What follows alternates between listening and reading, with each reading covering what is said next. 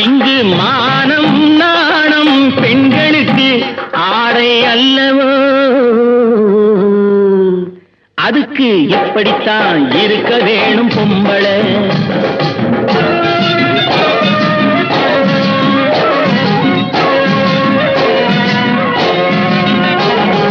உடல் அழகை ஊரு மெச்ச காட்டக்கூடாது, மேலே உடுப்புகளை இடுப்பு தெரிய மாட்டக்கூடாது.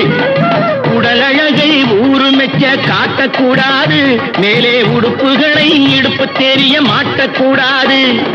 உதட்டு மேல சிவப்பு சாயம் தீட்டக்கூடாது, ஏர் உழவருக்கு ஏற்ற பண்பை மாற்றக்கூடாது.